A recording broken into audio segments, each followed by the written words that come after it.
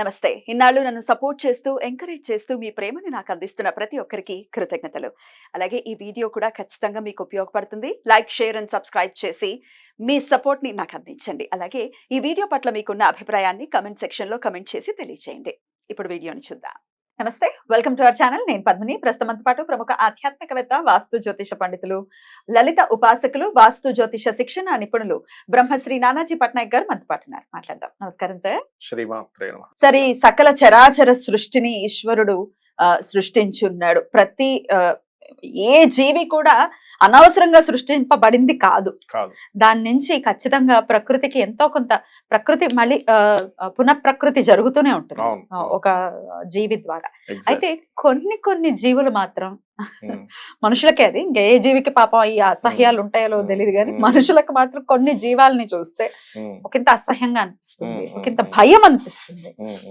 అందులో ఇబ్బంది పెట్టేది బల్లిని చూస్తే చాలా మంది చీదరించుకుంటుంటారు, పాపం అనిపిస్తుంది. ఇప్పుడు ఎవరో ప్రవచనాల్లో విన్నాను, ఎదుటి గోడల్లో చెవులు పెట్టి వింటారట, వింటే బల్లులుగా పుడతారట. భార్యాభర్తలు కొట్టుకుంటూ వింటూ ఉంటారు కదా. ఆశ్చర్యం అనిపించింది. డెఫినెట్లీ శిక్షలు ఉంటాయి కదా. అయితే ఈ బల్లి అనేది డెఫినెట్ గా చాలా భయపెడుతుంటుంది. బల్లి శాస్త్రం కూడా ఉంది. అసలు ఈ బల్లికి సంబంధించి రకరకాల సందేహాలు ఉన్నాయి సార్. ఈ వీడియో వన్ స్టాప్ సొల్యూషన్ లాగా అన్ని సందేహాలు అడుగుతాను సార్. చెప్పండి, అసలు ఇంట్లోకి రావటం బల్లిని ఎలా చూస్తుంది శాస్త్రం? ఒకటమ్మా, ఇప్పుడు మీరు ఇందాక అన్నట్టే రకరకాల జీవరాశులు బల్లి వన్ ఆఫ్ ది జీవి. మనము మొత్తం ఆక్యుపై చేసి బిల్డింగ్లు కట్టేసుకుంటున్నాం. అవి ఎక్కడో దగ్గర జీవించాలిగా. మన ఇంట్లో గోడ మీదో సజ్జాలు ఎక్కడో అది తిరుగుతూ ఉంటుంది పాపం. ఎందుకు అంటే మన ఇంట్లో ఏ పురుగులనో దోమలనో ఈగలనో వస్తూ ఉంటాయి, వాటిని తింటూ బతుకుతూ ఉంటుంది. అది అంతే, అంతకుమించి ఏం లేదు. అట్లా తిరుగుతూ ఉంటాయి. అయితే బల్లికి ఓ శాస్త్రం ఉంది, బల్లి శాస్త్రం. మీకు బల్లికంత శాస్త్రం లేకపోతే మీకు విష్ణు కంచిలో బంగారు బల్లి, వెండి బల్లి ఎందుకు పెడతారమ్మా? వాటిని ముట్టుకోవాలని ఎందుకంటారు? బల్లికి కాలము తెలుసు అంటుంది శాస్త్రం. అంటే కాలంలో ఏం జరగబోతుందో బల్లికి తెలుసట. అందుకే చూడండి, కొంతమంది ఏదైనప్పుడు అది కిటికిటికని కొట్టుకుంటే సత్యం అంటారు. అంటే అది నిజము అని చెప్పడం అనమాట. బల్లికి కాలం తెలుసు. అందుకే కాలస్వరూపం, రాహువుకి సంకేతం బల్లి. అందుకే బాడీ మీద పడ్డప్పుడు కూడా పలానా దగ్గర పడితే మంచిదని దానికి చాలా పెద్ద ఇందులో చెప్పుకోవాలి, చాలా పెద్ద సబ్జెక్ట్ అది. పలానా దగ్గర పడితే జాగ్రత్త అని. అంటే ఏమిటంటే కాలం ముందుగా మీకు ఇండికేట్ చేయడం. అదేదో ప్రమాదం జరుగుతుందని కాదు, నువ్వు ఈ విషయంలో జాగ్రత్త పడు అని చెప్పడం అనమాట. అటువంటి బల్లి పర్టికులర్ గా పడినప్పుడు ఈ కాళహస్తిలో ఆల్రెడీ ముట్టుకున్న వారిని ముట్టుకుంటారు కూడా. ఓకే, ఇది అయితే ఇక్కడ ఏంటంటే కాలానికి ప్రతీకంగానే శాస్త్రంలో చెప్పబడింది కానీ మరొకటి కాదు. అది ఇంట్లోకి రావడం వల్ల అపశకునం మాత్రం కాదు. ఇంట్లో ఉంటాయి, ఉన్నంత మాత్రం అదేదో బ్యాడ్ అని మాత్రం అనుకోవడానికి లేదు అంటారు. అయితే ఒక్కొక్కసారి ఏదైనా ఇప్పుడు ఈ గుళ్ళల్లో ఉన్న ఏదైనా తలుపులు ఓపెన్ చేసినప్పుడు మీద పడ్డము, నెత్తి మీద పడ్డం లాంటివి జరుగుతుంది. అది దేనికి సంకేతం? అది పర్టికులర్ గా ఏమంటారంటే అది అంటే మీకు మరణతూల్య కష్టం వస్తుంది అంటారు. మనకేనా, మనకి సంబంధించిన వాళ్ళకా?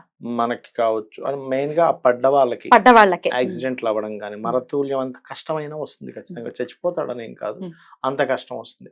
ముఖ్యంగా వాహనం మీద వెళ్ళేటప్పుడు జాగ్రత్తగా ఉండాలి. ప్రత్యామ్నాయం అంటే దానికి సంబంధించిన ఎవరైతే బంగారు బల్లి, వెండి బల్లి ముట్టుకున్నారో వాళ్ళకి వెళ్ళి ముట్టుకుంటారు, లేదా అభిషేకం చేసుకుంటారు, లేదా గజేంద్ర మోక్ష ఘట్టం చదువుకోవాలి. పని కట్టుకుని ఒక తల మీద వేసి వీడికి ఏం అవ్వలేదు అనుకోవడం కాదు, యాదృచ్ఛికంగా జరగాలి. అదే కదా, యాదృచ్ఛికంగా జరగాలి అది.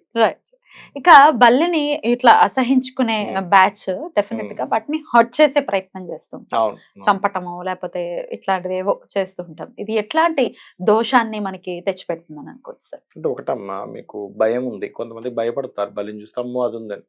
దాని ఏదో కొంచెం చీపురుతో ఏదో కొంచెం అట్లా బయటికి పంపించే ఏర్పాటు చేయొచ్చు. అది ఇంకో దగ్గర పోయి బతుకుతుంది, ఎక్కడో దగ్గర తింటుంది, ఏదో ఉంటుంది. కానీ చంపే ప్రయత్నం మాత్రం చేయకూడదు. అది దోషం కింద చెప్పింది శాస్త్రం. బలిని చంపడం మహాదోషం. అందులో మీరు ఇందాక ఒక మాట అన్నారు, ఏదో చెవులు పెట్టి వింటే, గోడలు పక్కన చెవులు పెట్టి వింటే భార్యాభర్తలు గొడవ పెట్టుకుని ఉంటే బల్లుగా పుడతారని.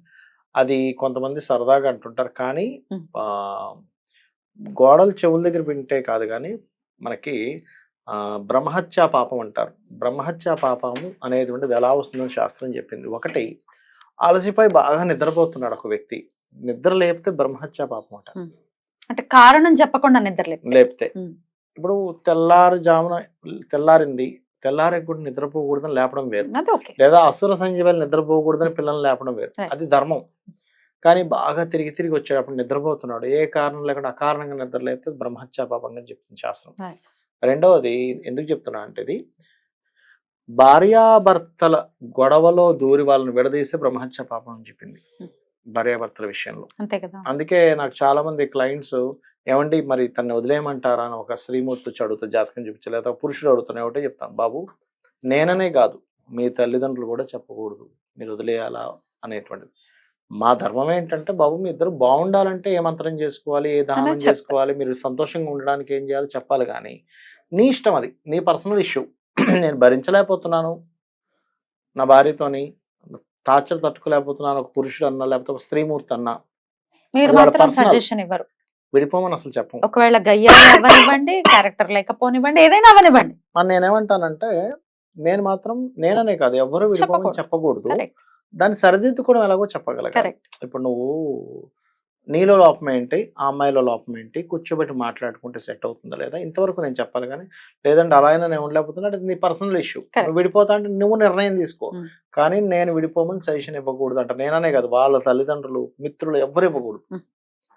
మరీ వాడు ఏదో కత్తి పట్టుకుని చంపేసి దాకా వచ్చాడంటే అంటే దట్ ఈస్ డిఫరెంట్ కేసు. అమ్మో ప్రాణహాని ఉందన్నప్పుడు ఆ తల్లిదండ్రులు వాళ్ళందరూ కూడా చెప్తారు. మరి అలా ఉంటే ఉండిపోమని నేను చెప్పట్లేదు. అయితే అదొకటి చెప్పింది, తల్లి బిడ్డను విడదీస్తే కూడా బ్రహ్మహత్య పాతకం అని చెప్పింది శాస్త్రం. ఈ విషయం ఎందుకు వచ్చిందంటే, ఈ బల్లికి సంబంధించినటువంటి విషయంలో ఎవరైనా చంపితే అది కూడా చాలా పెద్ద దోషమే, ఇంచుమించు బ్రహ్మహత్య పాతకం కింద దోషమే. అది ఎట్లా సార్, అమాయకంగా తెలియకో భయానకో ఏదో జరిగింది, చంపేశారు, అప్పుడు ఎట్లా సార్ దాని నివృత్తి మార్గం ఏంటి? దాని నివృత్తి అంటే ఏముందమ్మా, శివాభిషేకం చేసుకోవడమే. ఏదో భయంలో చంపేశారు తెలుసో తెలియకో, శివాభిషేకం చేసుకోవడం ద్వారా దోషం తగ్గుతుంది. ఒక్కొక్కసారి బల్లల్ని హర్ట్ చేసే విధానంలో బల్లి తోకను వదిలేస్తుంది, తోక మాత్రమే. అంటే దాని శత్రువు ఏదైనా వెంటపడేటప్పుడు ఏం చేస్తుంది అంటే, బల్లి తన తోకను తానే ఖర్చుకొని వదిలేస్తుంది. శత్రువు దానికి ఆగిపోతుందని, దానికి ఉండే లక్షణం, ఆ జీవికి ఉండేటువంటి తోక పెరుగుతుంది, మళ్ళీ పెరుగుతుంది, మళ్ళీ పెరుగుతుంది. గంత తోకను మాత్రం వదిలేస్తుంది, ఆ తోక కొట్టుకుంటూ భయం వేస్తుంది, బాబాయ్ తోక కొట్టుకుంటూ ఉంటుంది. అంటే స్త్రీలకు సహజంగా బల్లుల్ని కాక్రోచ్ చూస్తే భయం వేస్తుంది, పురుషుడికి అలా ఏమనిపించదు. లేదు సార్, మా ఆయన కూడా భయం. అవునా? అందుకే వచ్చింది క్వశ్చన్. భయంకరమైన భయం తన నుంచి నాకు వచ్చింది, అంతకుముందు నాకేం పెద్ద భయం ఉండేది కాదు. అంటే కేతు గాని రాహు గాని పాడైతే రెప్టైల్స్ వల్ల, అంటే ఈ బల్లులు, పాములు, ఈ పురుగుల వల్ల భయం ఉంటుంది. కేతు గాని రాహు గాని కొంచెం పాడైతే, ముఖ్యంగా కేతు పాడైతే బల్లుల వల్ల భయం వస్తుంది. సో బల్లుల విషయంలో డెఫినెట్ గా జాగ్రత్త తీసుకోవాలి, వాటిని హర్ట్ చేయకూడదు. ఇంట్లోకి రావడం అది ఏమి అపశకనం అని, అశుభం అని ఏమి చెప్పలేదు శాస్త్రంలో. మనం తీసుకోవాల్సినటువంటి జాగ్రత్తలు మనం తీసుకోవాలి. ఫుడ్ లో పడకుండా, ఆబ్వియస్ గా పాయిజన్ సహజంగా ఏంటంటే పాయిజన్ కాబట్టి ఫుడ్ లో పడకుండా తీసుకోవాల్సిన జాగ్రత్తలు ఇంతే తప్పితే అదేం కాదు. మనం జనాభా పెరిగిపోతుంది, మరి పావురాలు రాకూడదు ఇంటి మీదకి, బల్లులు రాకూడదు ఇంటి మీదకి, చీమలు రాకూడదు ఇంట్లోకి, పురుగులు రాకూడదు ఇంట్లో. నువ్వు హైజీనిక్ గా పెట్టుకోవాలి ఒకటి. రెండోది, అవి తిరిగే ప్రదేశంలో మనం ఉన్నాం, ఎగిరే పావురాలు చెట్లు ఉన్నవని కొట్టేసి మనం ఇల్లు కట్టేసుకుని అవి తిరగకూడదు అంటే మన సజ్జల్లోకి వస్తాయి.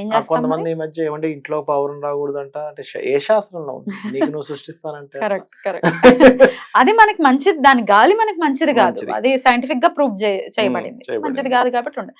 బొద్దింకలుంటే బల్లలు బాగా రావటం అనేది జరుగుతూ ఉంటుంది. బొద్దింక అంటే చాలా ఇష్టము బల్లికి, దానికి ఫుడ్ కదా, సో ఆ జాగ్రత్తలు తీసుకుంటే సరే. అయితే ఇవి కొంచెం అంటే ఈ బొద్దింకలు కానీ ఇవి కొంచెం లేకుండా చూసుకోవాలి, వాటి వల్ల కొన్ని ఫుడ్ పాయిజనింగ్ డెఫినెట్లీ జాగ్రత్త, హైజీన్ గా ఉండాలి. అయితే ఎక్కడ పడితే శుభశకనంగా పరిగణించచ్చు సార్? కొన్ని చెప్పారు, అంటే భుజాల మీద కుడి భుజం అని కొన్ని చెప్పారు, దానికి పెద్ద లిస్ట్ ఉంది, ఈసారి నేను చెప్తాను తప్పకుండా, ఈసారి చూపిస్తుంది. అరే ఈశ్వరుడు అంత గొప్పవాడు, వీటన్నిటిని అందుకే సృష్టించాడు అనిపిస్తుంది. అంటే మనకు తెలియదు, మనం ఏదో ఉంది అనుకుంటున్నాం అని. ప్రతి దానికి ఒక అర్థం ఉంది, ప్రతి జీవికి ఒక అర్థం ఉంది, మనమే అర్థం పర్థం లేకుండా బిహేవ్ చేస్తాం. Thank you so much sir, నమస్తే. శ్రీమాత్రే నమః.